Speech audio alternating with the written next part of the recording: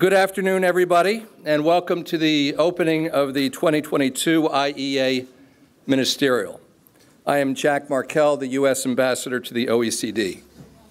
The events of the past month with Russia's unprovoked invasion of Ukraine have reminded us all that we must work together to overcome global challenges. Members of the IEA, with the steadfast support and leadership of Executive Director Birol, took swift, decisive action to commit to releasing petroleum reserves to stabilize global energy markets. We're united in repudiating an autocratic regime seeking to weaponize energy against its neighbors and beyond. And this ministerial brings us together to address another global challenge, our transition to a cleaner and more secure energy future. Russia's threat to our energy security has made it all the more urgent that we reduce our demand for Russian energy while accelerating the adoption of clean energy technologies. And the IEA's groundbreaking reports have given us a roadmap to get there. This is the year that we accelerate our transition by taking concrete actions to achieve energy security. I'd like to welcome the more than 40 energy ministers from the IEA member countries, the association and accession countries as well, business leaders from the IEA Energy Business Council, and all of our invited guests. I want to thank this year's vice chairs, Ministers Angus Taylor of Australia, Tinne van der Straeten of Belgium, and Dan Jorgensen of Denmark. Your leadership has been invaluable in planning this event, and I also welcome a terrific U.S. delegation. And finally, I'd like to introduce this year's chair, Energy Secretary Jennifer Granholm. I've known Secretary Granholm since we were both governors together, along with Senator Manchin. And here's what I want you to know about Jennifer Granholm. She is tough. She was the governor of Michigan during the Great Recession, when automobile sales were falling through the floor. But she did not once complain. Every day she was focused on one thing, restoring prosperity for the people of her state, not only during that very challenging period, but also for the future by laying a very strong foundation. She brought people together, she knocked heads when she had to, and she demonstrated the kind of leadership that every elected official aspires to. That's just one reason. When all of us were governors, we met twice a year, we all listened intently when Governor Granholm spoke. President Biden could not have made a better choice for our Secretary of Energy, and I am thrilled she is with us here in Paris. Secretary.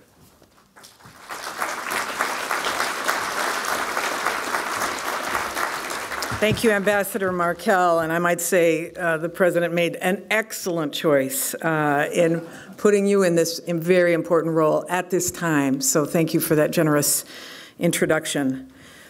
And I am very honored to be able to welcome you as chair of this 2022 IEA Ministerial. We gather here in Paris at a site that is rich with history. This building once housed the Organization for European Economic Cooperation, which is a key element, was a key element of the Marshall Plan, and in turn, an early pillar of the international order of which we are all now stewards.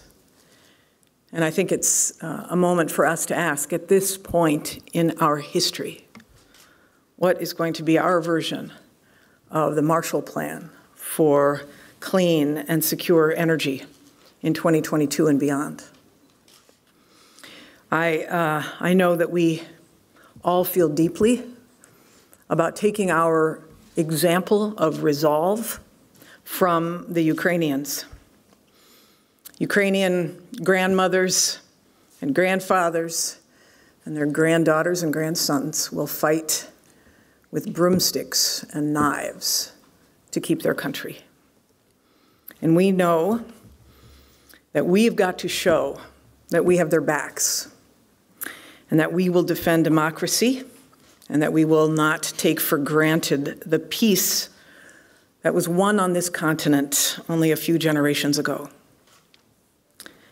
And of course, the IEA's role in this center on energy, starting with, of course, the world's needs. Putin's war has roiled a fossil energy market that was already teetering over supply chain constraints because of COVID-19. The resulting price spikes have impacted people in all of our countries. I note that there was another disruption today of the Caspian Pipeline Consortium. It's reported that 700,000 to 1 million barrels, again, coming offline. What does this say to us about our role in creating a secure energy future that is free from being under the thumb of Putin or any countries that are adverse to our interests? In response, the U.S., for our part, we've delivered a clear message to our domestic oil and gas companies. We want that industry to ramp up production where and whenever they can, right now. U.S. production levels are projected to reach record highs this year. We're exporting every molecule of liquefied natural gas that can be any molecule of natural gas that can be liquefied at a terminal that exists. We know that we cannot fix these supply disruptions on our own, however, and this is where the IEA's analysis and thought leadership and ability to spur collective action are key. A few weeks ago, many of you know, this body agreed only for the 4th time in the IEA's nearly 5-decade history to collectively release strategic oil reserves. We signaled, bless you, that IEA members will act quickly to hedge against energy disruptions and that we will not allow Vladimir Putin to wedge our nations apart. And I applaud all of you for that important show of unity. And I ask that we all be ready to take further action if it's necessary.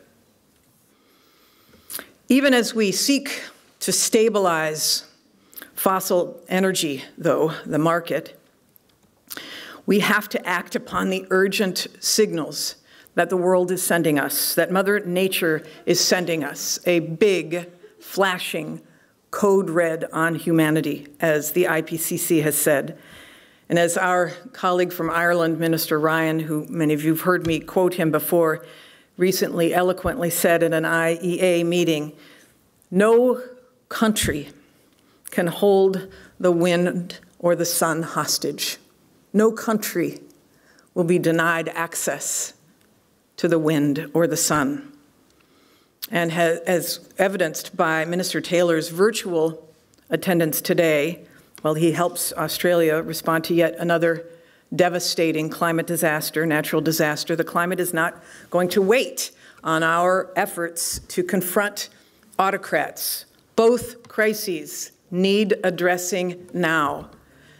This is not an either-or, it is a both-and. It is not a binary choice. We must both increase reliable supply right now and accelerate our efforts for clean energy. The future of energy security, the future of economic security, the future of national security, the future of climate security, these are all inextricably bound together. And they're all demanding an accelerated transition. So let's start now. Let us make 2022 a year of implementation. Already, the IEA has put out a 10-point plan for immediately reducing European dependence on Russian oil and gas. That is very helpful, and let's take it further. Let's vastly increase public and private investment in clean energy with big, smart bets on demonstration and deployment. Let's direct market forces to lift up communities that have been let down, and we can benefit all.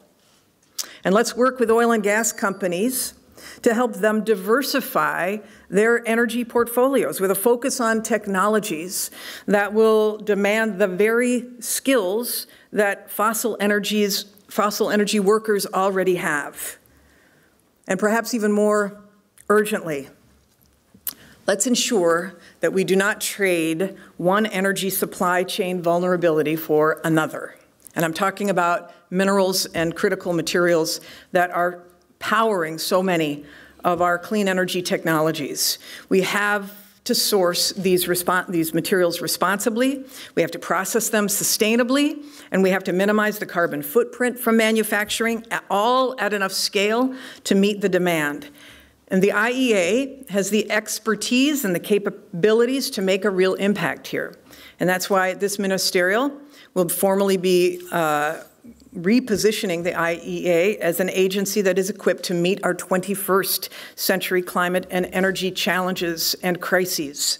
Going forward, the IEA will leverage its incredible capacity for analysis and leadership and collective action to get to net zero on our collective journey there. We'll have more members joining us, which will strengthen this body. It will add to our army of climate warriors and broaden the IEA's involvement in this clean energy transition. And the United States is eager to work with each and every one of you. Let me be clear, though, we are under no illusions here. The path ahead is a challenge, even with our impatience, even with our determination. It's going to take some time before we see a heat pump in every home and electric vehicles populating every street. We call it the energy transition for a reason. Fossil energy will continue to power the world in the near term. So the IEA has to keep a sharp eye on that legacy work, but the decisions that we make today will shape the energy landscape of tomorrow, and they can give the IEA even greater pull as the center of gravity for international collective clean energy action. So I want to give everyone participating at this ministerial a couple of charges, if I might, humbly. One, over the course of these proceedings, let's each share the most effective steps that your country or your company has taken to advance your transition and what they've taught you. Some of you are doing amazing things, and we may not even know about it, and we can copy it. And as I've said in an earlier session, we want to be able to poach best practices and effective solutions. So let us poach the best actionable ideas from any of you that we hear. And let's be ready to demonstrate progress in September when we gather at the joint ministerials for the Clean Energy Ministerial and Mission Innovation in Pittsburgh. As Minister Ryan has said, this clean energy transition could be the peace project of our time. But peace always comes after struggle. So let's give this peace project the focus and the commitment and the resources of a wartime effort, our Marshall Plan. Today is March 23rd, 2022. 20 years from today, on a beautiful spring Paris day at the IEA Ministerial in 2042. Some of us won't be here, some of you might, but what will the story of our world be? So much history to write, and we hold the pen right now. I'd like to introduce one of the authors of that history, the IEA's Executive Director, Fatih Birol.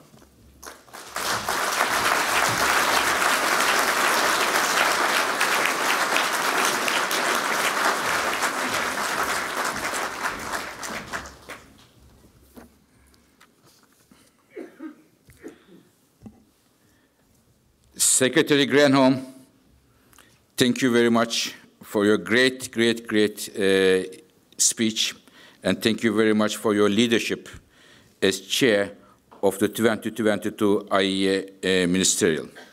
It has been great to work with you, learn from you, getting inspiration from you, and also it was great to work with your colleagues at the US government. And also many thanks to our three vice chairs, Minister Angus of Australia, Minister Tinne van der Straeten of Belgium, and Minister Dan Jorgensen of Denmark. Thanks as well to you and to your teams for all the guidance and enthusiasm. Ministers, ladies and gentlemen, thank you for joining us in person. Thank you also for the many thousands of people joining online today. Your presence highlights the IES family and IEA family's solidarity during these challenging times. Dear colleagues, when we decided to hold this ministerial meeting, our initial plan was to focus on the progress made on COP26 in Glasgow and start turning climate commitments and words into actions. But Russia's unprovoked invasion of Ukraine has changed the world, including the energy world. It has given energy policymakers an even more complicated range of challenges to confront. Above all, our thoughts are with the people of Ukraine at this difficult time. And I would like to take the opportunity to welcome Deputy Minister of Energy of Ukraine, Mr. Demchenkov, and his delegation from Kiev with us here today. We are honored with your presence, sir. Thank you very much.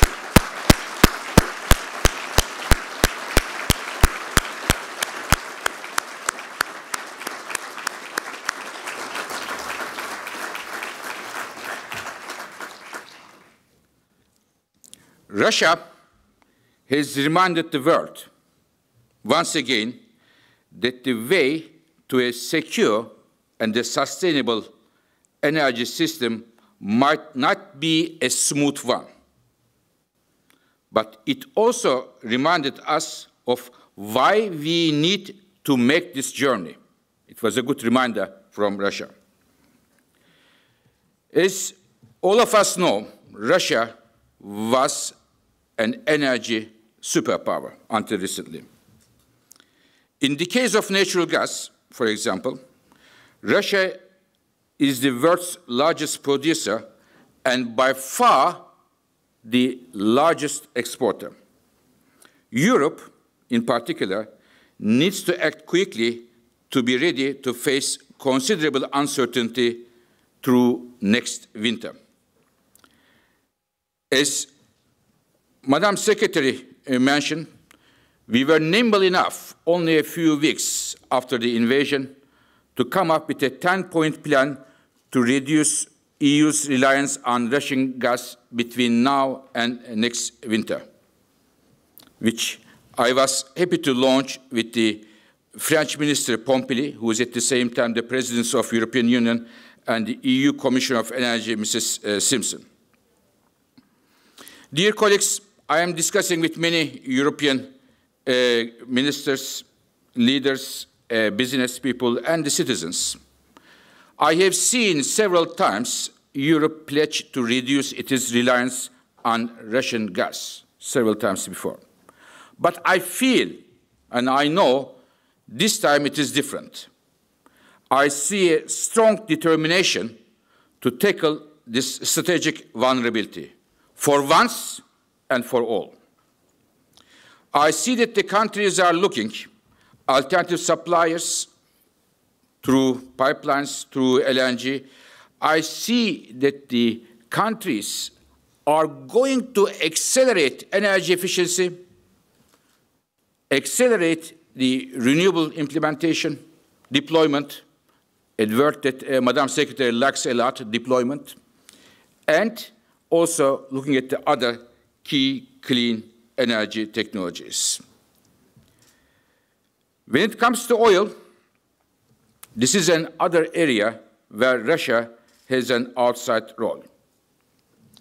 It is the largest exporter of the world, In fact, I should say it was the largest exporter of the world. But we have, as the International Energy Agency, seeing the supply disruption in a very short period of time, made a release of our stocks about 63 million barrels. And it was the largest ever that the IEA made this release. And I remind all of us, this release is an initial release. It is only, ladies and gentlemen, 4% of all the stocks we have. If we and our member countries decide, there is no reason we continue on the same way. There can be several supply disruptions, as again, Madam Secretary mentioned the CPC pipeline, which can lead to loss of oil up to 1 million barrels per day. But to address the oil problem is not only on the supply side, on the demand side, we came up with 10 practical actions how we can reduce the oil use quickly between now and the driving season this summer in order to elevate the pressures in the markets. Now, from this energy security concerns, let me go a few words on the energy transition. It is vital that governments ensure we keep the lights on. But this does not mean we can turn off our efforts to tackle climate change. I am very worried that our climate goals may well be another victim of Russia's aggression. So we should be, in my view, very alerted that our climate goals are not going to be another victim of aggression of Russia. When we look at the numbers, they are not encouraging. Our numbers we published 3 weeks ago on the emissions show that 2021, last year, global emissions increase was the highest in the history.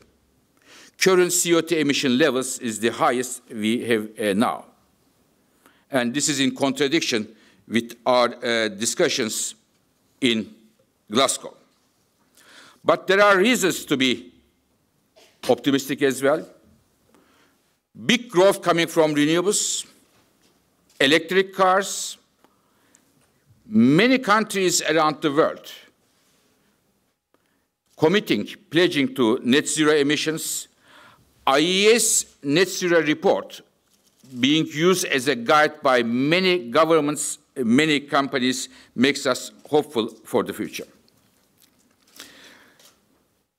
Dear colleagues, I would like to finish my words with a few thoughts about the International Energy Agency and its future. The energy world is changing fast and needs to change even faster.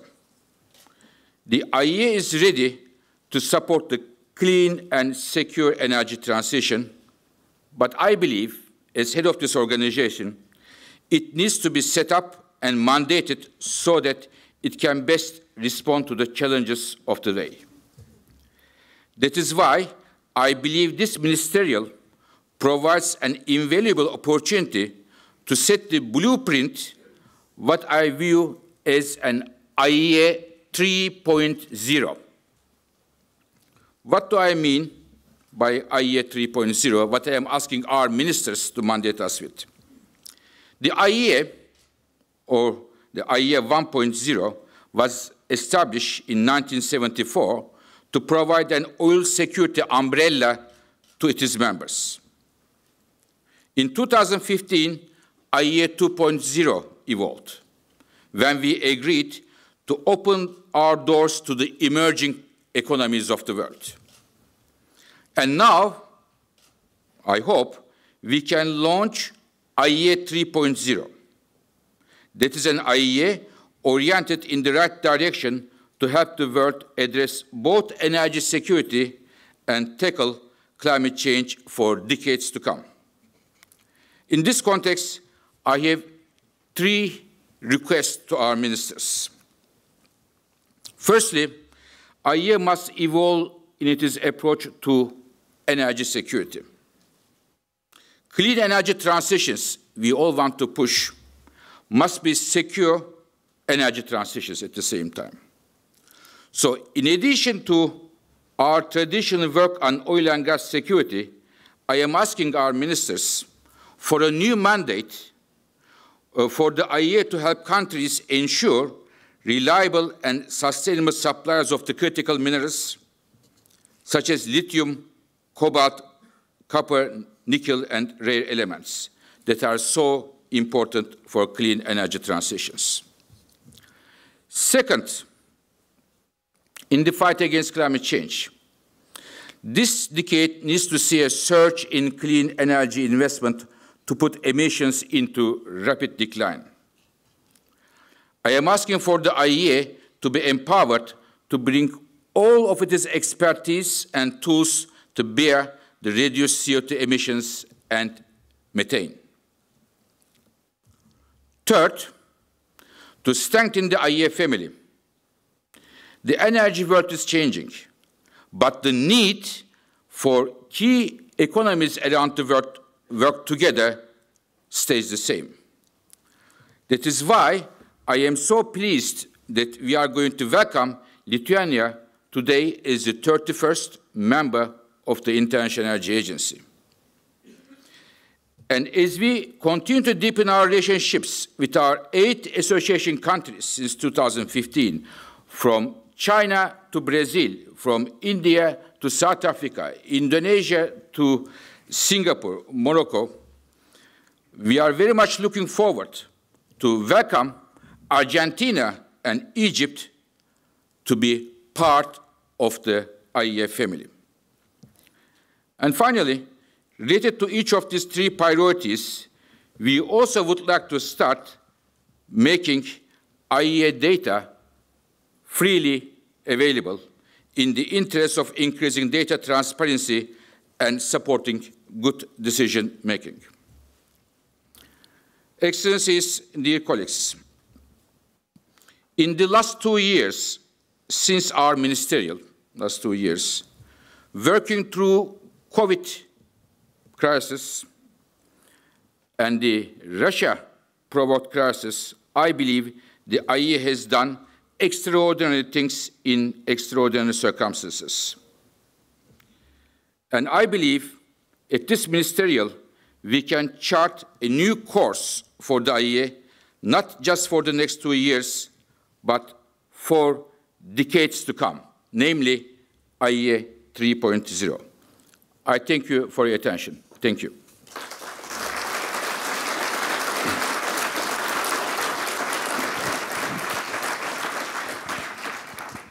Now, dear colleagues, Madam Chair mentioned about this building and the history of this beautiful building.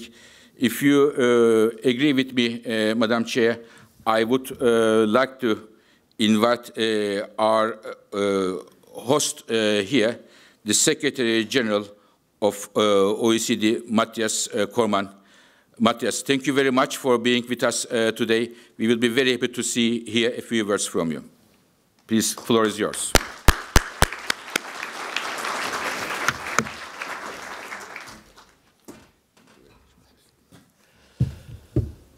Thank you very much, Fatih and dear Secretary Granholm, ministers, ambassadors.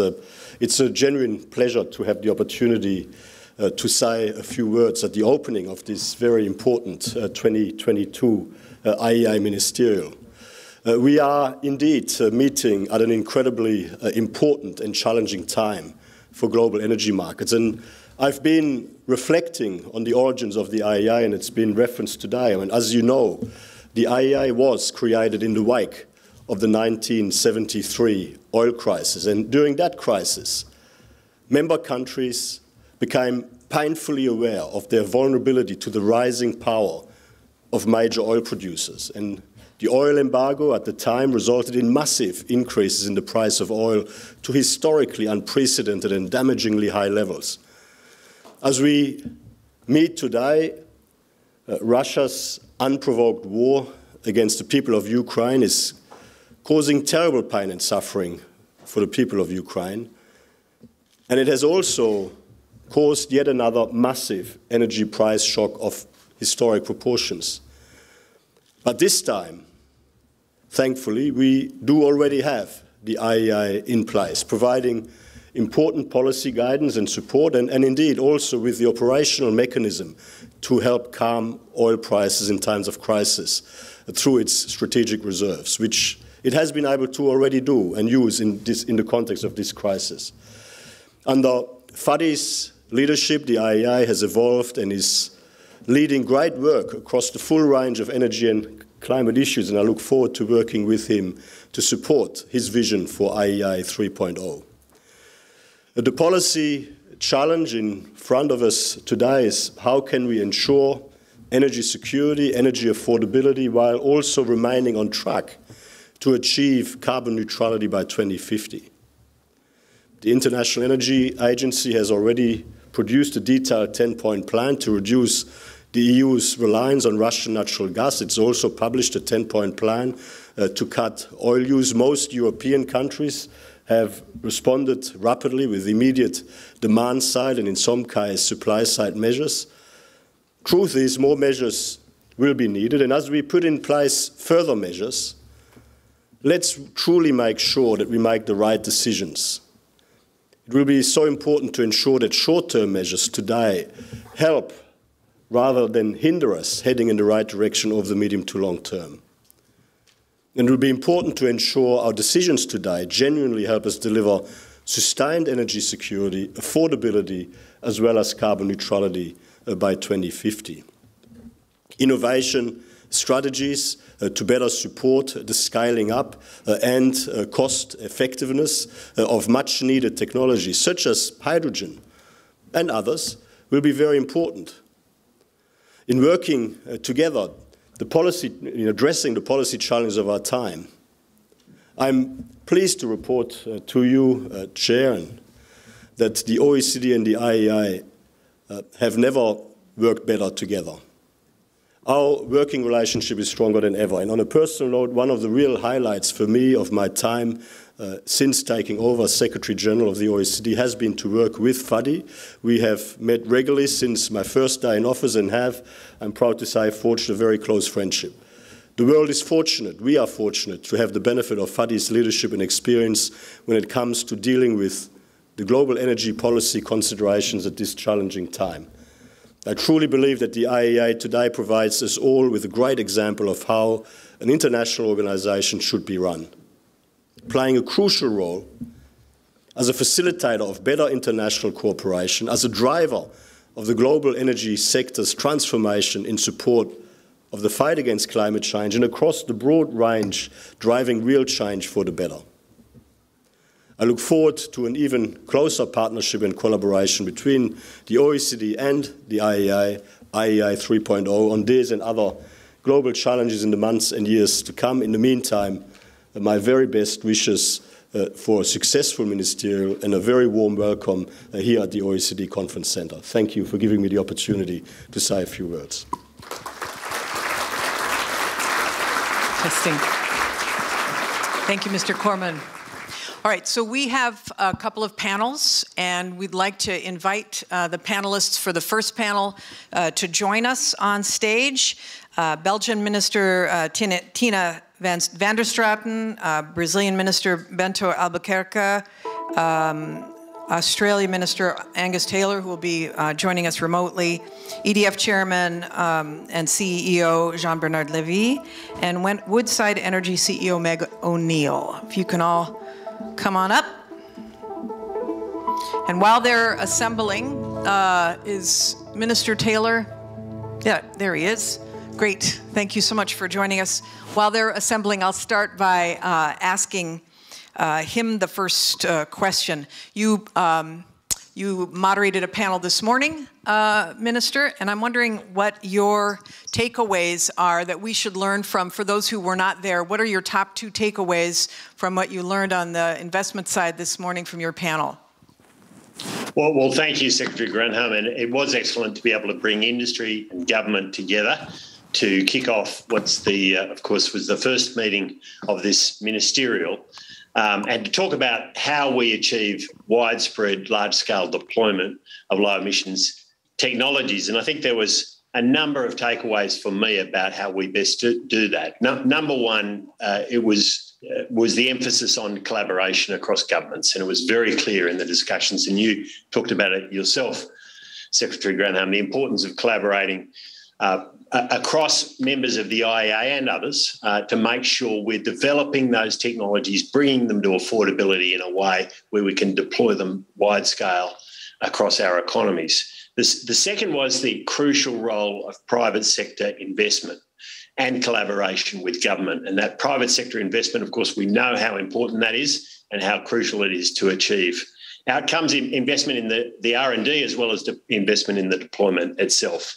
And then thirdly, I think there was a really strong emphasis on trusted supply chains. And of course, this is highlighted now, but we have to remember as we move to low emissions technologies, we still have to have trusted supply chains, and we can't allow ourselves to get into the position that we are seeing now, unfortunately, with supply chains where that trust is not what it needs to be. And we were particularly pleased, of course, to hear from the Deputy Minister for Energy of the Government of Ukraine, Minister Demchenkov, about exactly that issue and the challenge that is created by having supply chains we can't trust. So I think they were important takeaways and takeaways that I know have been emphasised in the opening addresses we've already heard from you, Fatih, Birol and Mathias.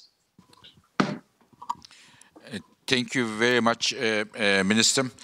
Can I go now to the Belgium Minister? Madam Minister, you chair an Africa session, which is, of course, we all know that Africa has its own challenges, but also the enormous potential there. What are your 1 or 2 key takeaways from that session? That we had a very energizing session. That was all about opportunities and less about obstacles. And that's exactly how we should see this. Energy is a catalyst, for welfare. And that if we can meet countries together, but also regions together, regionally and transcontinentally, was used by the African Union Commissioner, then we can go together a long way.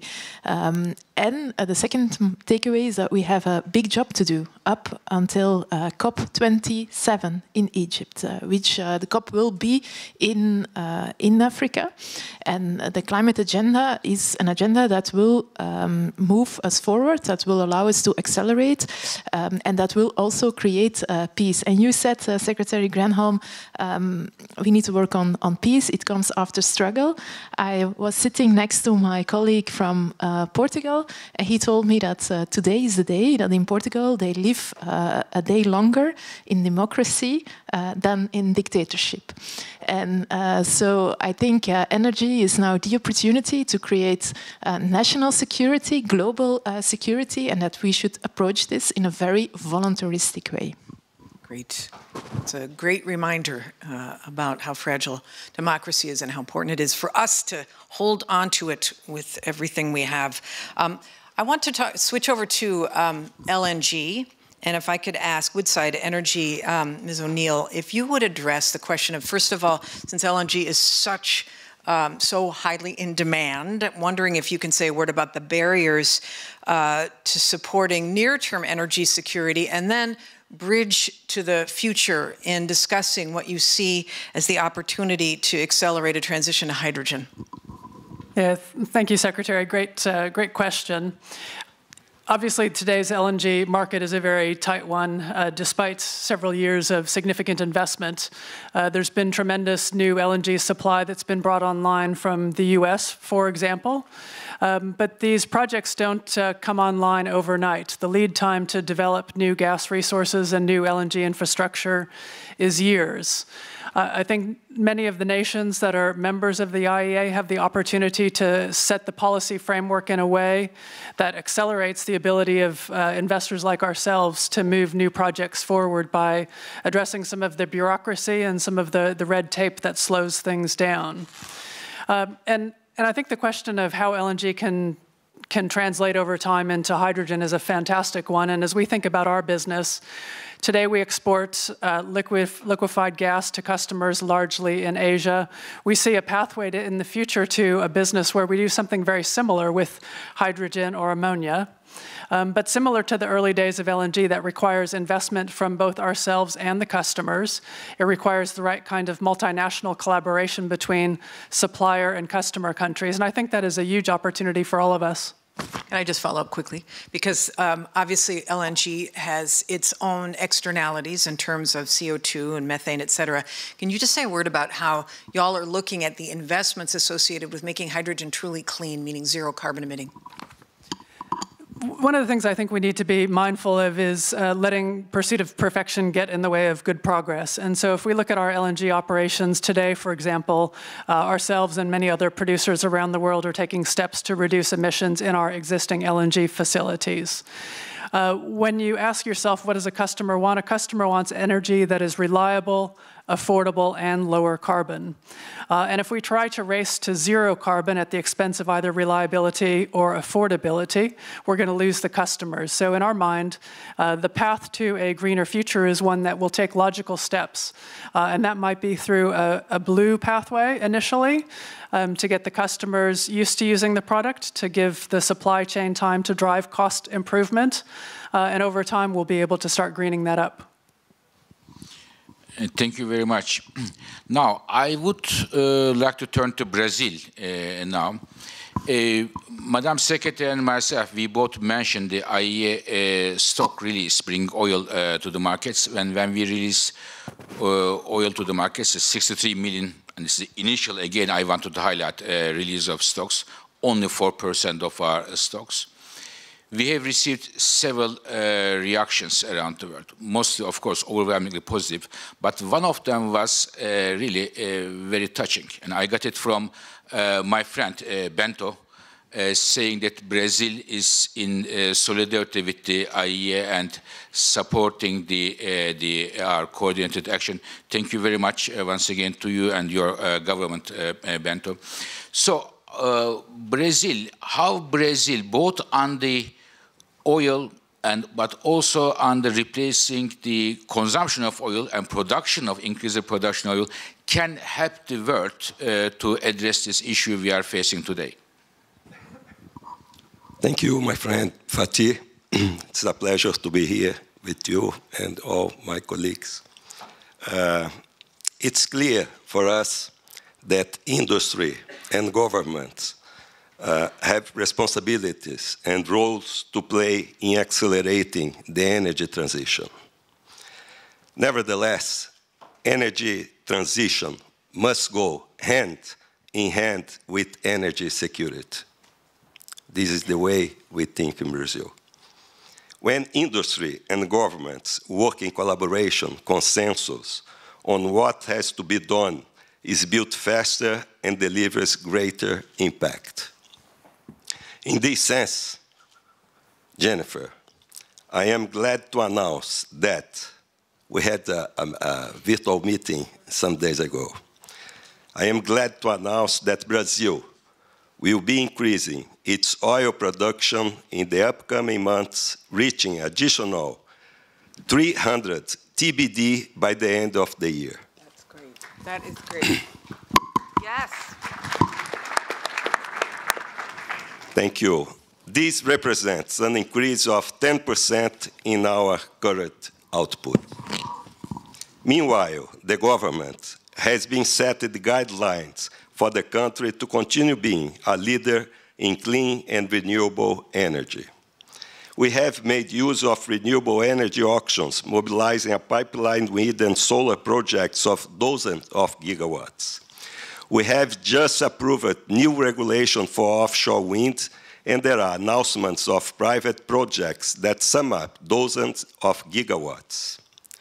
Our new bill for distributed generation is expected to accelerate solar generation, leaping from 8 to around 40 gigawatts in 10 years, with a dynamic market with new entrepreneurs and innovative companies.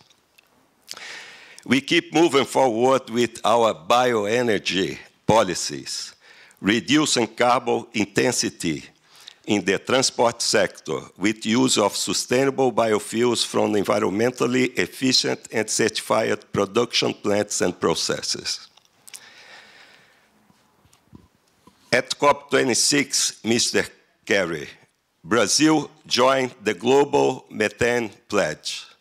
Just this week, we announced a new government program to boost the production and use of sustainable biomethane, which will have, among others, a huge impact in our agribusiness sector, making it even more sustainable. The consistency over time of our policies and a stable and predictable regulatory environment are key for the industry to respond. This is the way to mobilize the investments and the expertise to reach our net zero targets. Thank you. Thank you, Minister Bento. And I will say, I know that there's probably some discomfort with applauding an increase in a fossil supply among some, but we recognize this is an emergency. This is an emergency that we are in on wartime footing. And thank you for doing your part to make sure that more supply comes on the market, even as we know supply has come off and is coming off as we speak. So thank you for that. But we are all concerned about energy security. And I'm wondering, this is a question to Jean-Bernard Levy. This is about the issue of how you can have energy security with renewables and nuclear. If you could say a word about that. Yes, thank you, Madam Secretary, for sure. We've been working for a long time now, trying to combine affordable delivery with competitive prices, innovative solutions to our clients, to combine that with our goals and objectives and commitments towards a low carbon, a carbon-free, a net zero company, a net zero planet by 2050. But now we have to add security of supply, and this is a third leg to our duty as a utility, and this is creating a completely different paradigm for us, because we thought that in a globalized world of people sharing the same values and leading to the same business interests, that this was something that was a little behind us. And obviously, the situation has become very different, and we need to take urgent action. Combining that with our own assets as at EDF, obviously, nuclear and renewables, they do bring certainly a higher level of security than a fossil-based asset company, which we don't want to go to, although I was applauding the Brazilian decision to help others. I think supporting others when they have problems, you are supporting not your problems, but others' problems, and I think this is very valuable. But this hopefully is a short-term view, which we have to deal with, because right now there is a big risk that the lights would go out at some time, or that there would be rationing of gas, for instance, in Europe next winter. So we need to look at the right solution in order to cope. To combine our long-term objectives with the short-term urgencies, and in doing that, as many friends, CEOs in the room, I would like to, very warmly request that regulators help a bit more and just don't go to the existing quote-unquote toolbox, which is basically based on taxes. Whether it's adding taxes or reducing taxes, I don't think tax is a solution to a global problem like what we have today. I think the right solution is first getting everybody to work in a good cooperation, at least the Western world, And I think the second one is having a better regulation. And that means maybe making some decisions that some of the products should go off market. And for instance, there will be tomorrow and Friday discussions and maybe decisions at European level regarding caps on gas prices. Maybe that would create a de facto cap on electricity prices, and this would probably help out. So we are pleading for this to be put in place. And I will end by saying that if anything needs to be done urgently and easily, it is around permitting. The bigger obstacle, including in your country, if I may say so, if you remember our discussion at Sarah Week only a couple of weeks ago, Madam Secretary, the biggest obstacle in the way to ease out the current constraints, which are already huge, is helping out with permitting. And maybe that for some years there would be a different hierarchy of standards and norms regarding the various constraints that we have regarding permitting versus infrastructure building. Thank you. Thank you very much, Jean-Bernard. Now, I would like to go back to Brazil again. So we all, I think, at least most of us, were happy to see that 300,000 barrels per day can come to the markets and can help to comfort the consumers and maybe stabilize the prices. But I think you gave two other important news. It's good news. One of them is on the biofuels. They can well be an alternative to oil products on the transportation sector, which is good for security and good for the emissions side. And the other one is the cut in methane emissions. I'm sure Secretary Kerry will be very happy to hear that as well. And this is also very good news. I just wanted to thank you for this, Bento. Very good steps. But I have a question on LNG, if I go to Woodside here. Mrs. O'Neill, when we look at the world, it is very, very obvious that there will be a lot of demand for LNG in the next few months to come. Especially from Europe, but not only, because we know that the Asian countries do want and even want more LNG. How do you see the new LNG next year? I'm talking about next year now, especially between now and next winter, will come on markets vis-a-vis the supply, vis-a-vis the demand. How do you see the markets? Yeah, as I mentioned earlier, the timeline to bring new LNG online is multiple years, and I'll echo the point made by EDF that permitting and regulatory constraints often are a critical path in these projects. It can take years to get to the point of even breaking ground and starting construction, and once you start that, it's still a multi-year project. So there's not a lot of silver lining available from LNG in the very near term. Now, that said, if you look out to the second half of the 2020s and the 2030s, there is new supply that's expected to come online. I think LNG will remain a very important part of the energy mix. It's the cleanest of the fossil fuels. It's a natural partner to renewables. And for many of the nations around the world that aren't blessed with the renewables that places like Brazil or Australia have, it's really an ideal way of helping manage emissions whilst providing that energy that is reliable, secure, and affordable. But do you expect a tightness in the markets in the next few months? Yes, absolutely. Russian gas coming out of the market, even if it's curtailed as opposed to leaving, is absolutely creating pressure in the system. We saw pressure in the system at the start of this year, and that was even before the conflict in Ukraine began. So demand for the product does remain high, and I think it will continue to be quite tight for the next 2 years. So one way, of course, to deal with this the problem in Europe, the tight gas markets, is not only increase the production, but also reduce the consumption. I'll give you one example, Madam Secretary. In our 10-point plan, we say if we reduce the thermostat only by 1 degree Celsius, it will help us to save 20 BCM of gas, which is equal to Nord Stream 1.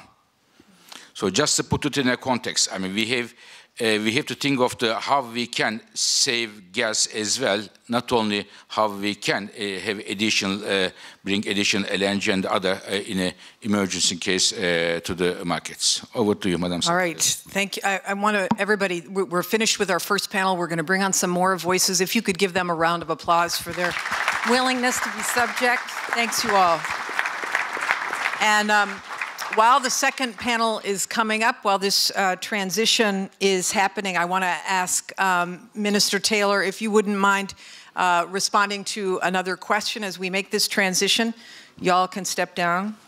Okay, new panel coming up. There was some, I'm interested from the perspective of the public sector and how the public sector can bring down risk for the private sector. And you heard discussion about permitting, obviously some certainty and some alacrity in permitting is one way that that risk can be brought down. But I'm wondering if you can respond while the second panel comes up to how else you think government can play a role in bringing down risk. And the question he's referring to traditional energy sources, new energy sources, the full range, I assume? Yes. Yeah. Okay. Well, I mean, this is something that I guess we have been focusing on a great deal. And of course, Woodside is present in Australia, and the permitting piece is enormously important. But alongside the permitting piece, accessing markets and creating those supply chains that are trusted and reliable, I think, is enormously important.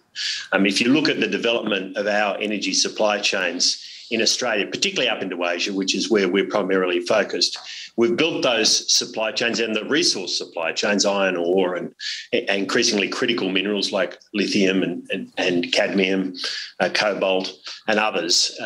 We've built them with trusted suppliers in ways where companies can make investments upstream, which can be relied on. And I think those trusted supply chains and building them over time with technologies that are economic, that are commercial, with governments that work together collaboratively, that is the key. Now, we don't have that situation, of course, in Europe right now because of what's happened between Russia and the Ukraine, but these trusted supply chains are absolutely the key to managing risk.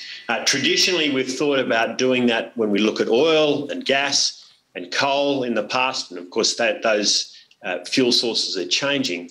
But as we look forward, we've got to do this with the minerals that are so crucial to our new lower emissions technologies. And I think it's creating those trusted supply chains that investors can invest into with confidence is going to be the absolute key, recognising that in a place like the Asia Pacific, which is where we're focused, there is no chance of countries throughout Asia being self-sufficient. We'll have to have those trusted supply chains in order to be able to meet the needs we will have, not just in the short term, but over the medium to long term as well. Great. Thank you so much, Minister Taylor. And for those of you who are watching at home, your eyes are not deceiving you. We do have a new panel up here. France Minister Barbara Pompili, so great to see you. Canada Minister Jonathan Wilkinson is here. Singapore Minister Tan Si Leng, thank you so much. ArcelorMittal CEO Aditya Mittal is here. Thank you so much. And BlackRock Global Head of Sustainable Investing, Paul Bodnar. Great to see you all. Thanks so much. I'm going to lob it over to Fatih for the first question. Perfect. Thank you very much, Madam Chair. I may perhaps start with Madam Pompili. Madam Pompili, Madam Minister, you took over the EU presidency at a very difficult time. So thank you very much for your leadership here. So we are discussing in Europe to reduce the reliance on Russian gas imports. So what are you seeing in your discussions with your colleagues in Europe? What are the key areas that we can work hard to reduce the Russian gas imports? What kind of means, what kind of policies you would suggest? Yeah. Thank you, Fatih, Jennifer. I will switch to French, so take your headphone. First of all, I would like to say that France condemns in the strongest terms the unprovoked aggression on Ukraine by Russia. We are 100% in solidarity, and we all need to be 100% in solidarity with our Ukrainian friends. This crisis shows once more the extent to which energy supply is vital. In order to meet our needs, as Europeans, we've had to examine the extent of our dependency, and it's a high dependency. 40% of our gas imports come from Russia. 30% of our oil imports also come from Russia. So to meet that challenge, we need to take emergency measures in the short term, but we also need to think more long term about our energy supply or security of our supply.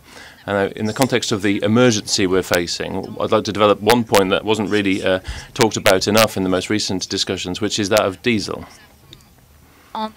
In Europe, in France in particular, we have a need for diesel, which is going to be more and more acute as time goes on, depending on the decisions taken over the next weeks and months concerning imports. If we ban Russian oil imports, for example, I know there will be a summit later in the week. There will be a NATO summit. There's going to be a European summit. Le G7. As well as the G7. Thank you for reminding me. Those three summits are going to be the opportunity to discuss sanctions once more, some of which could concern oil imports, which would create a massive problem in terms of producing diesel, which will go well beyond purely oil-related challenges. So looking at Fatih now, I know that Fatih has put together his 10-point plan on gas, and then last week the 10-point plan on oil. Some very interesting actions that could be taken in the short term. At the same time, we still need to look at diesel in the same way, to adopt a similar approach.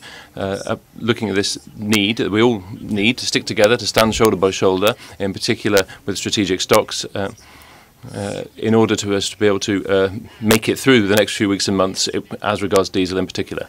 Now, the other points, very briefly, we'd say that there are support measures to support companies, for example, amongst those emergency measures, the companies which are hit hard by the price spikes in fossil fuels. So we've decided, for example, energy subsidies to be increased for the most fragile members of our society. 15 cents are being reimbursed to private individuals affected, so for every litre of petrol that they buy. And we also have specific support for farmers and fishermen who are particularly hit hard by price rises. But that's in the short term. The medium to long term the actions need to be different. And I would welcome what both Jennifer and Fatih have said. The best energy is the energy we don't use at all. So the most important policies we need to be looking for are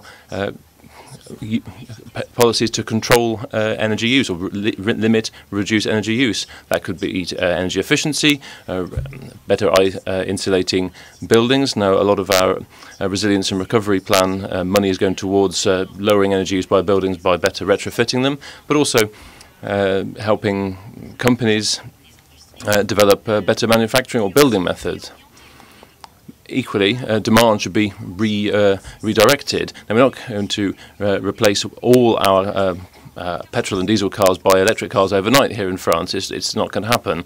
What we need to think about mobility in a different way. How about working from home more? How about using alternative methods? How about using bikes for public transport, for example? Try to foster greater use of those.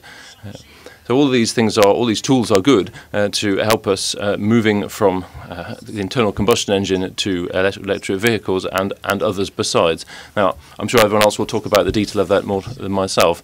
But one last point, heat generation is important, and we have a significant investment plan there as well. Thank you very much. Great.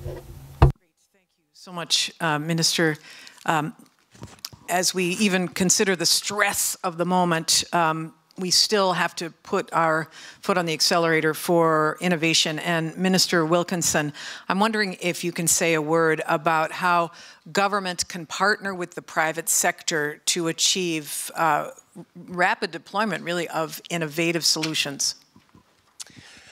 Je voudrais dire que je suis très heureux d'être. Well, let me first just say that I'm very, very happy to be here at the OECD. I haven't been here for a very long time to have this important conversation. It's critical that we actually work together between government and the private sector, both in the development of technologies that we actually need in order to actually close the gap as we move towards a net zero future, but also to ensure that we actually are able to effectively deploy. I used to be in the clean tech business, and one of the hardest things to do once you've developed a technology is actually finding ways to deploy the first and the second and the third and the fourth. And so it's really important that we actually have a partnership between government and industry that enables that kind of work both at the development stage, at the early deployment stage, and then if we want to go fast, and we all want to go fast, to rapidly deploy those technologies. I would say that for producing countries like Canada, we are a major producer of both oil and gas. Technologies like carbon capture and sequestration are extremely important.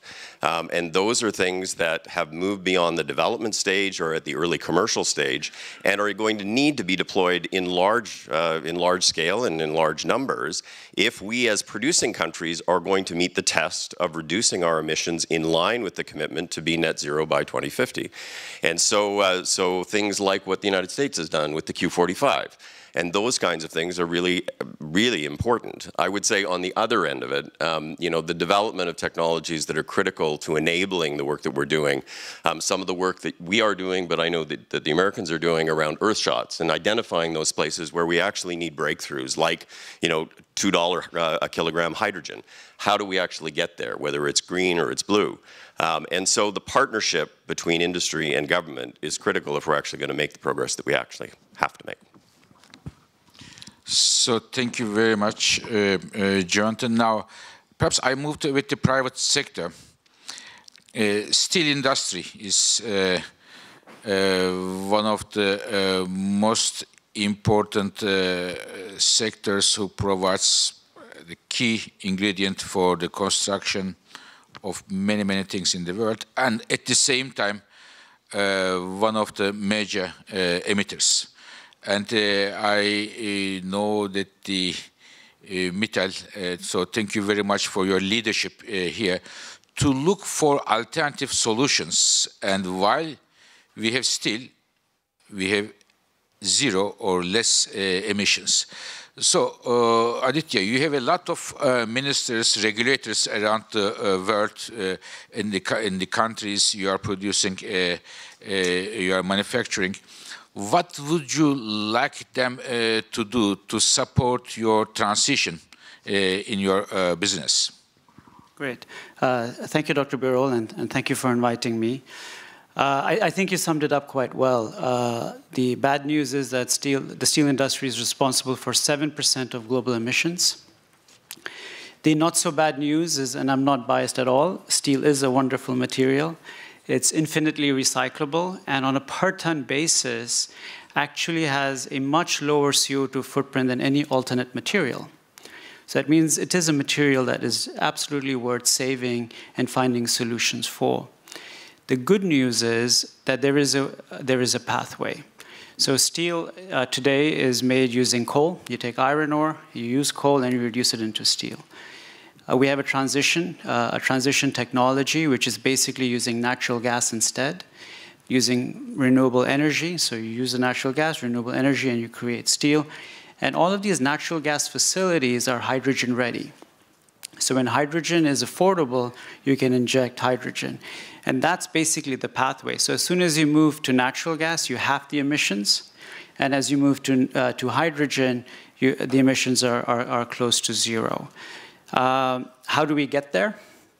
There is a tremendous amount of renewable energy requirement and obviously affordable hydrogen requirement.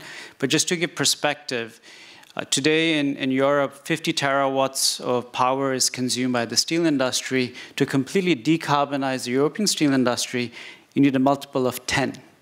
That's 500 terawatt hours of clean energy. And you'd have similar numbers in the United States and in other markets. So the level of investment and the level of requirement of clean energy is huge. I think our colleague from EDF talked about permitting. So clearly the acceleration of permitting will allow us to accelerate the use of renewable energy.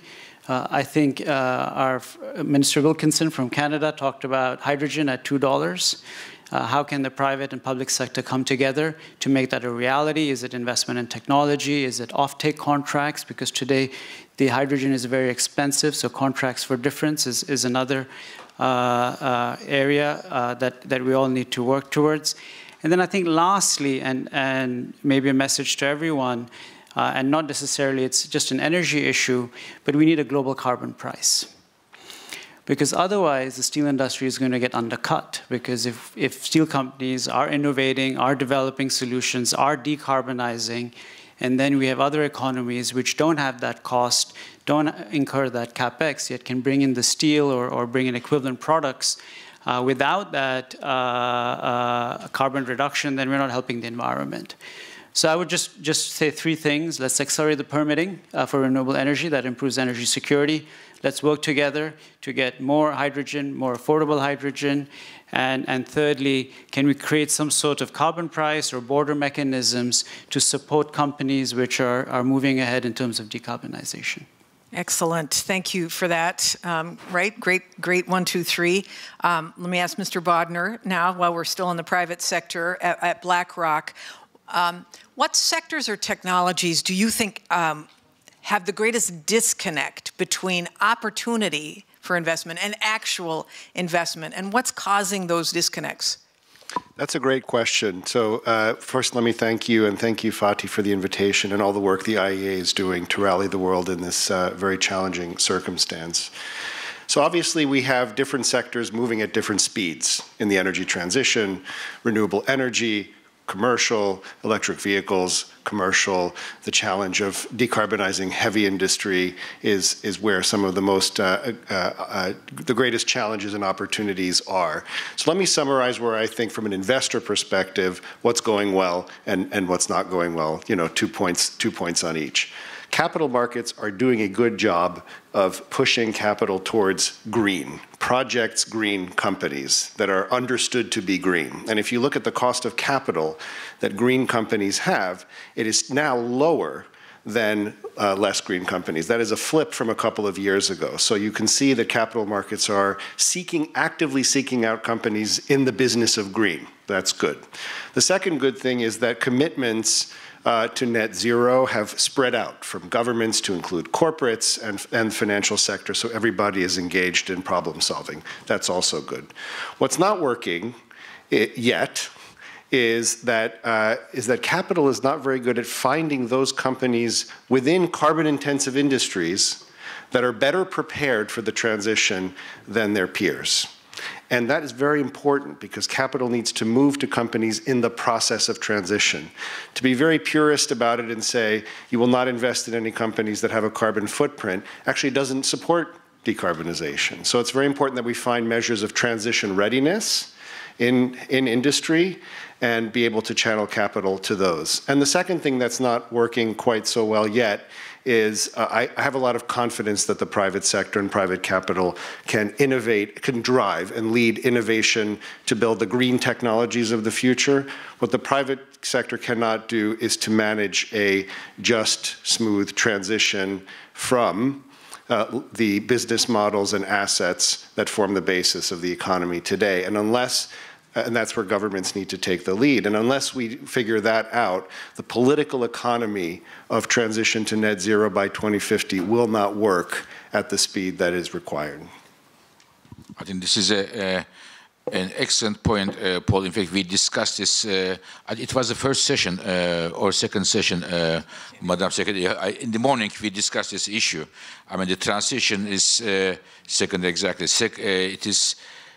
Transition should be for and about people. I mean, it cannot be despite the people. And it is great to hear from you, Paul. You are representing a house managing assets almost 10 trillion US dollars, and you ask the governments to really look after this issue. Thank you very much for highlighting this incredibly important issue that the governments should be in the driving seat when it comes to looking at the possible negative impacts of clean energy transition on the workforce and others. Now, I would like to go to a very important part of the geography to Southeast Asia. And when I go to Minister Tan, when Singapore joined the IEA as an associate member, I frequently visited Singapore, and every time I go there, I discover what kind of great overview you have about the Southeast Asian economies and their preoccupations. When we talk about the clean energy transition, the region over there, which is a very important part of the global economy, what are their concerns as far as the clean energy transitions are concerned? Thank you, Dr. Fatih, and certainly welcome your kind comments about our region, and we certainly welcome all of you to our region and see for yourself. I think if anything at all, this global energy crisis has demonstrated that all of us should really consider a very measured, very calibrated approach and balance it between security and also sustainability. So in terms of where we think about, together with all of our neighbors, there will always be trade-offs, short-term trade-offs between the whole idea of energy security versus sustainability. So governments collectively in our region work with businesses, work with the private sector. We work with academia, we work with research institutions to see how we can come up with new ways. We redouble our efforts in terms of innovation and move on to this sustained path where we don't look back and moving towards cleaner fossil fuels to use as transition towards a carbon-free footprint. Now, to that end, for Singapore ourselves, just last month, in February 2022, we have made and we brought forward our targets. We announced that we will bring forward our net zero timeline. And we've raised our ambition to achieve net zero emissions by around the mid of this century, around about 2050. So in that sense, we have also set very clear carbon tax targets, achieving and on the average a range of between $36 to $60 by 2030. So that's about 7.5 years from now. So it's a very ambitious target. Now, the revenues that we collect from these carbon taxes will be used to nudge companies to help them to transform, to decarbonize. We will need to significantly make impactful changes in the way we live, the way we work, the way we think. And of course, I think earlier on there were a couple of speakers that talked about energy conservation that becomes a core foundational platform upon which we build all of these things on. So I think it's important that this becomes the base of where we launch. We will also work collectively with our neighbors to enable this transition. So we're working with our neighbors to enhance the development of a regional energy grid. We want to facilitate green investments, green financing into the region by facilitating the inflow of investments. What it does is that it also helps to uplift the economy. It also enables them to achieve their own low emission targets, whilst at the same time contemporaneously providing jobs and economic opportunities for them. So it's a multiple win kind of scenario.